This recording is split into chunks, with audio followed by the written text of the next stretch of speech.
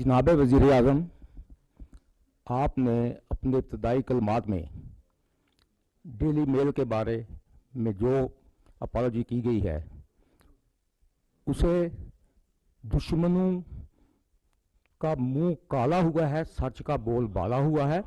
पाकिस्तान के अवाम 22 करोड़ अवाम को बदनाम करने की साजिश नाकाम हुई है। इस पर मैं पूरी कौम अपनी तरफ से आप सबको मुबारकबाद पेश करता हूं। और दूसरे इसहाक डार साहब से मेरा सवाल है कि रात इमरान खान साहब ने ऑनलाइन वीडियो कॉन्फ्रेंस में ये दावे किए कि मार्केट में डॉलर 150 रुपए का नहीं मिल रहा। पाकिस्तान की बरामदात में महाना 18% कमी हो रही है। और डिफॉल्ट का आपने बता ही दिया, जो बात की उन्होंने ये कहा था कि 100% रिस्क हो चुका है। मैं आपके कमेंट्स चाहता हूं कौम के लिए।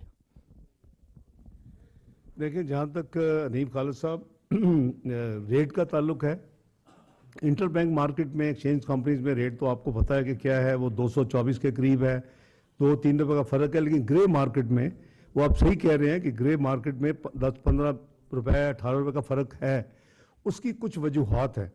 वो वजूहात ये है कि हमारे मुल्क से डॉलर स्मगल हो रहा है।